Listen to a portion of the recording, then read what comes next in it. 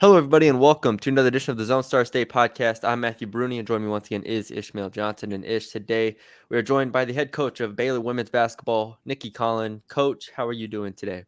I'm doing well. How are you guys? I'm great. It's Doing good. basketball. I mean, it's basketball season in my head now, even though football is still very much, what we do during Saturdays and whatnot. But it's now that basketball season's here, practices have started. I'm excited. So we're all good. Thanks for coming on again. Obviously, we had you on last year, and it was a great year for y'all. 26-8 overall, 12-6 in conference play. Make it to the second round of the NCAA tournament after a win over Virginia Tech. Or Sweet 16, not second round. I'm gonna correct you there. Sorry. Thank you. There you go. Get them. There you go. Good. Hold me accountable. Yes, Sweet 16. You're right. USC game was a great game. You ended up losing 74-70. I guess first question is just how do you evaluate the last season before you move into this upcoming one? Well, I think coaching at any institution and at any levels is truly a process. And I know it sounds cliche-ish, but I think you have to build kind of a set of core values. You have to build your culture based on those core values. And wins and losses come, but I think when programs have that foundational basis of this is who we are, this is why we do what we do, who we do it for, and I thought last year was, the first 2 years, I think, obviously we got knocked out earlier our first year than I thought we were capable. I thought in year two, winning a first round game, with huge impact of freshmen was really great. I think last year we took another step, and I think we're one possession, one play, one defensive stop, away from going to an Elite Eight, and I felt that we could compete with anyone. But certainly the game of basketball is about matchups. And when you get to the NCAA tournament, we played small ball all year last year. So we went out and, got a post player in the portal. So, I think I'm excited. I think people don't understand with me sometimes it's about, I'm not hey, we have to look a certain way every single year. Like I'm not a cookie cutter coach. I like to work with great players and put them in position to be successful.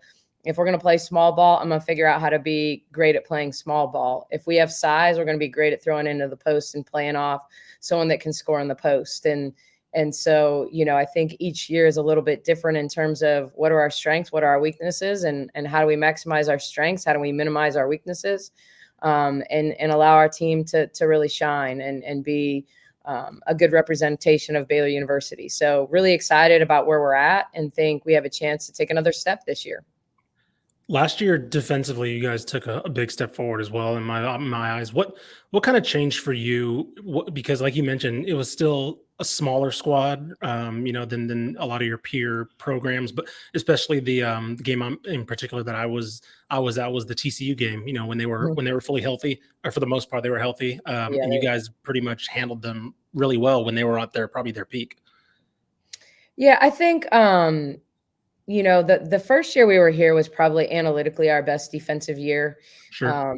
And I think that's because we had rim protection. So we had a veteran team with great rim protection. And so that allows you to cover up the 3-point line, get people to the arc. Now we were a more gap oriented team that year. We needed to keep people out of foul trouble because we had such a small squad in terms of just pure numbers of players on the roster. So we had to stay healthy and we had to stay out of foul trouble. I thought the next year we were playing with a bunch of new players and young guys and I thought they learned a lot. So I thought last year the combination of, Bella and Bugs being sophomores and having played a ton of minutes combined with like really letting Tony Green on my staff go crazy with, kind of implementing a more aggressive style in terms of being aggressive on the ball. We started with Jada Walker. I think when you have like truly someone that'll really dog the ball, that can set your defense, that can make up for mistakes, just like a rim protector can make up for, mistakes at the rim. I thought Jada did such a good job at the point of attack in terms of setting the tone defensively for us. So I think it started with her. And then I thought, our denial, our aggressiveness, we took the 3 away, but we didn't have rim protection. And so I think, from that perspective, I think we have a chance to grow in that area as well, to like take what we did, which was all new for our team in terms of really being more aggressive in the passing lanes, and growing in our help side, growing in, playing in 2-on-1 situations, really scrambling on the backside. Elite teams rotate well. Elite teams keep the ball on one side of the floor. But I think we also have more rim protection this year. So I think we can take the energy that we played at, the creating more turnovers, but also add some rim protection. I thought our defensive rebounding percentage was good last year. I think it can be better. Yeah. I mean, you mentioned obviously adding a post. Aaronette Vonleh comes over from Colorado, a player who on that Colorado team that was very successful the past 2 years, really, and obviously throughout her career. What was it like recruiting her? What was it like, getting her over there? And then what have the initial steps been like in terms of, integrating her in terms of what y'all do? Yeah, I mean, she was the biggest piece of the puzzle, I think, this off season, in terms of adding size, experience, someone who can play against the Audi Crooks and the Lee, Ayoka. and you name it, Sedona Prince. When you think of our league, we've got 2 7th-year seniors in Ayoka Lee and Sedona Prince, and we're going to play UCLA that has Lauren Betts, and so having someone with size that we can play one-on-one with in the post, but also can occupy. One of the reasons we didn't beat Iowa State last year was we didn't make enough shots, and we couldn't take advantage of the fact that we couldn't get Audi Crooks moving. We couldn't. She could stand in the middle of the zone, or kind of deep in junk defense, man to man, and we didn't make her move enough. And so I think we have someone now that can occupy at the offensive end. I think Aaronette's a player that is really quiet on first conversation. She's a lot like me. She's pretty sarcastic. She just kind of quiet, but she's very smart. She's someone that sits back and watches and listens and learns, and has really absorbed, the players that have been in our program, listened, hasn't walked in here acting like, she's somebody special. She's earning kind of her teammates' respect. But certainly we've made a concerted effort to teach this team to throw the ball to the low block. A year ago, we wanted our bigs in ball screens all the time. We didn't have an advantage in a post-up one-on-one.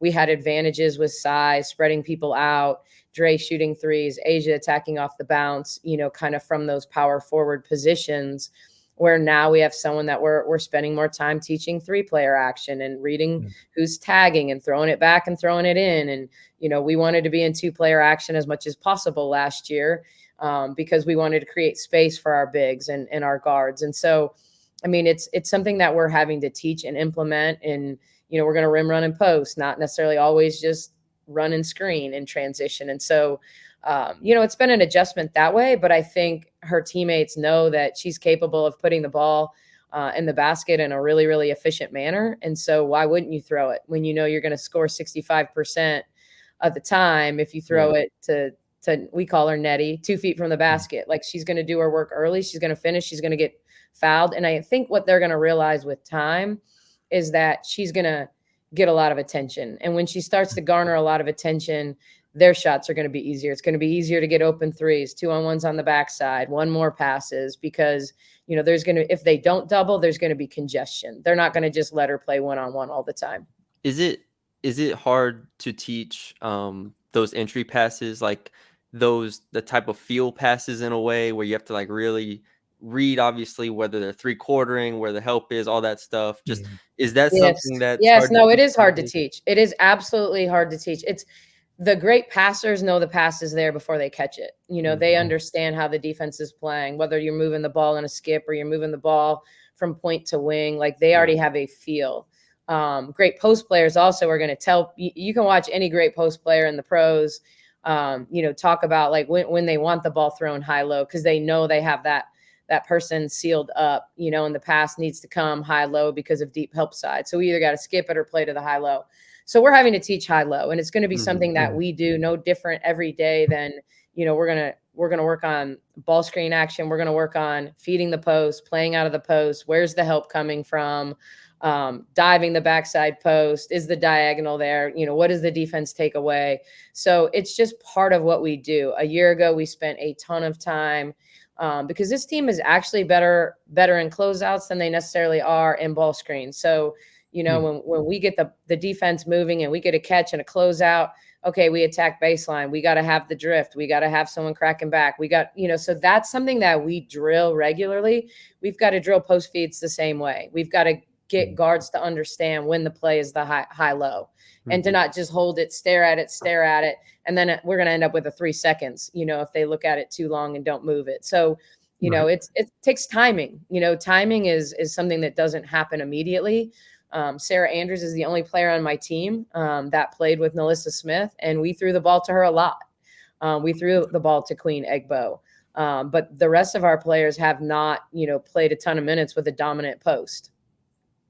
Yeah, I was going to say one of the players you're probably having to work with that is Jada Walker, who came from Kentucky, who, you know, didn't necessarily have that type of dominant post. But, you know, what last year, especially as the year went on, and of course, culminating with that incredible game against Virginia Tech for her, what did you kind of see from conference through ending the year? And then I think she ended up having 15 or 16 against USC as well. You know, what did you see from her kind of being at the end of the year, finishing as that kind of 1-2 that you kind of hoped for next to Sarah? Yeah, I think, you know, last year was not easy. I always say, like, the best position to play for me is point guard and the worst position to play for me is point guard. You know, we're not a team that when you run the point, you're going to just advance pass and cut to the backside. You're not going to just dribble down and cut to the ball side corner like triangle. You know, like you are making a decision on most possessions. Now, certainly I will make calls on dead balls and timeouts and things like that. But the more we learn to play in transition, the more we understand what our reads are, the more she can just flow us into action, you know. And I think she hadn't played the point. She may be little, but she'd been an off guard at Kentucky. She played with Maddie Scher, correct? You know, so last year wasn't just the first year she was playing in our system. It was the first time she played point in college. Doesn't mean she didn't handle the ball and play in space. But running a team, you know, when she was there, Maddie Scher was the point guard her sophomore year. Ryan Howard was really the point guard her freshman year. So she was playing off big point guards, which made it easy to be a little two guard, you know, because she could still guard point guards on the other team.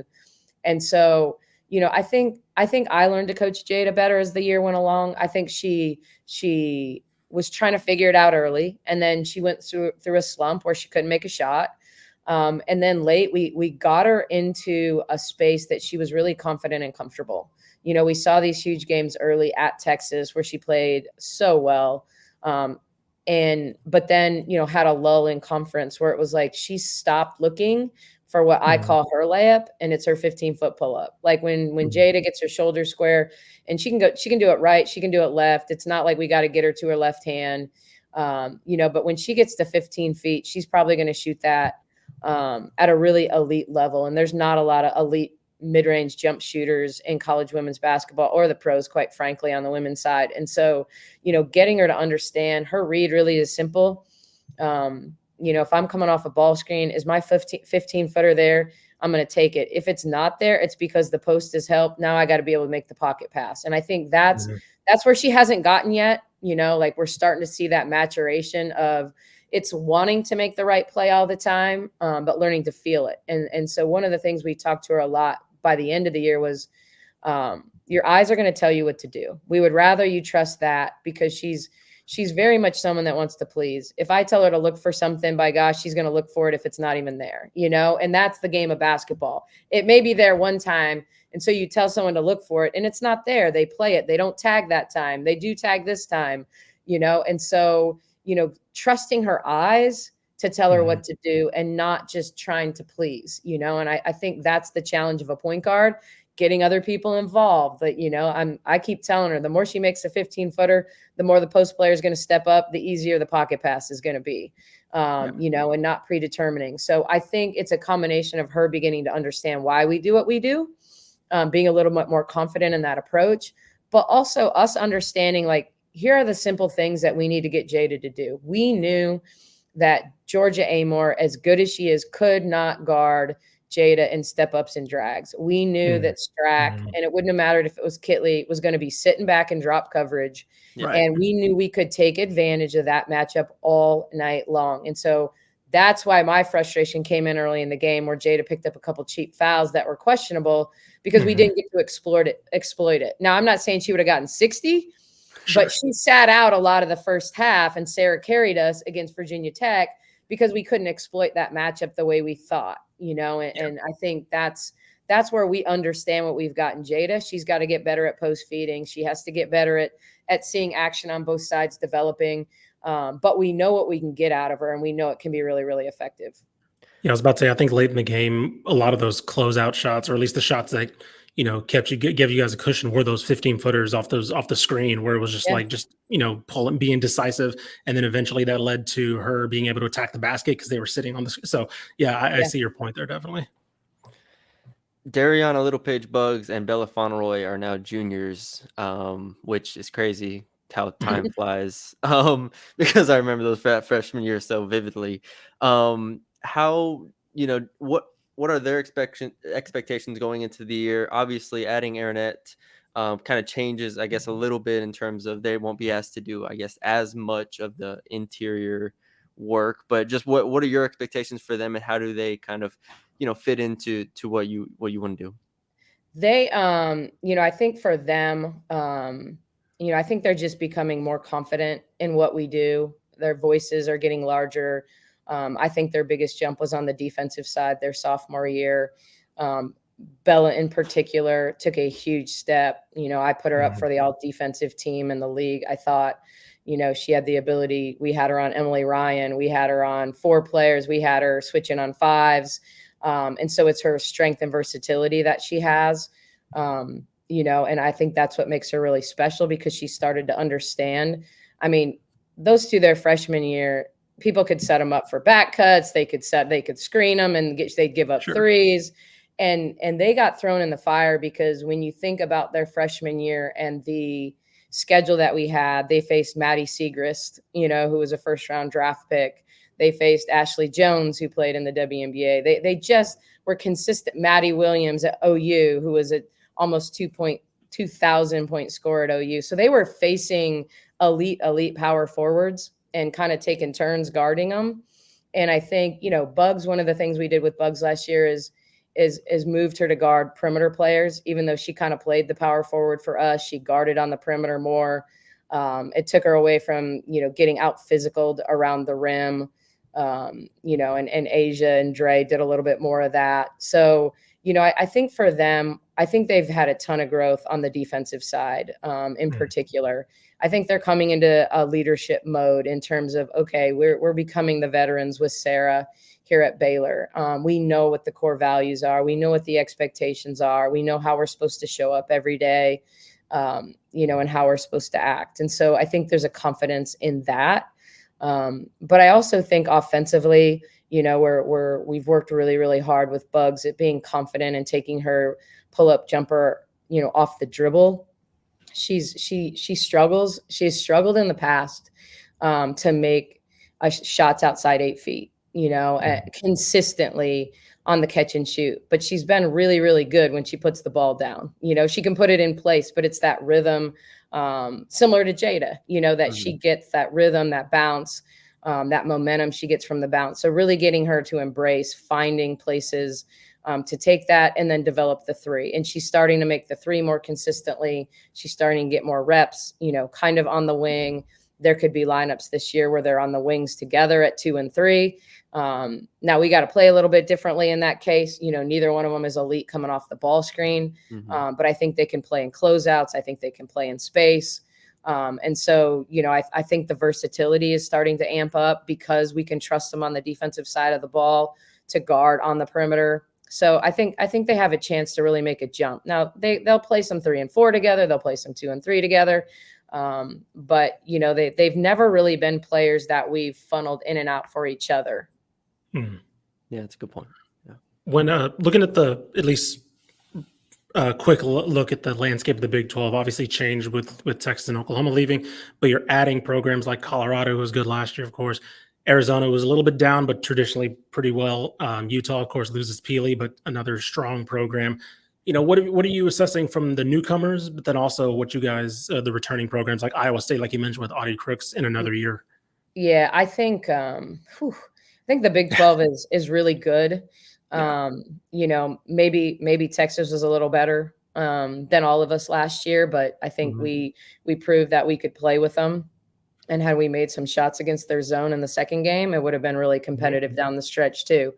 But I think Iowa State returns everyone, and also their portal pickups just make it harder and harder to bring help to Crooks, because all they did was add perimeter size that can shoot threes, and Yeah. so I think they gained a ton of confidence because they were not expected to be that good last year. But I think Crooks was so unique, that they kind of learned to play around her and play really, really well around her. And so I anticipate them being really good. Kansas State is so veteran, with Lee and the twins, the Glenn twins, and Sundell that are all going to be in their fourth year of starting. And so between a player that's been there 7 years and kids that are 4-year starters, even the Poindexter, I think they got a key position because they lost Gregory to graduation. So TCU loaded. I Mhm. mean, I think they're a team that's going to score a ton of points,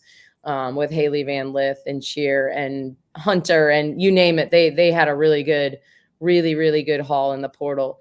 The new teams are fun. We obviously played Utah a year ago. Nobody Mhm. could guard Peely a year ago, but they'll get Neepkins back. We were one of the last teams to face Neepkins, who was one of the elite big guards in the Pac-12, and so I anticipate her coming back. Arizona becomes to me a little bit of a Texas. They're going to pressure the heck out of you. They're going to deny. They're going to press. And so I think stylistically they're not necessarily offensively, but defensively they're a lot more similar to Texas. So I like the depth of the league. I think USF did a good job in the portal. I just think we're seeing what can. Cincinnati's got a couple commitments even in the West 25 Virginia. class that are unbelievable, that I Yeah. think if they're not in the Big 12, maybe those kids don't choose them, and Mhm. stay home. And so I think just the branding of having the Big 12 is going to help elevate the teams that finished in the bottom last year. But I think the middle and up is really, really good. And so I'm just excited to see how it plays out. I mean, when you have these unbalanced schedules and who you play twice and where you play them, all of that matters, Yeah. And so it's once again, it's about how do you play, going down the stretch, heading into the March Madness. My last question, what were those first few games like in Foster Pavilion, for you? Obviously, just it being that loud and having that type of an atmosphere, and then obviously going into this year knowing now that you'll have that type of, arena that has that much noise in it that you can, play through and hopefully, affect your opponents.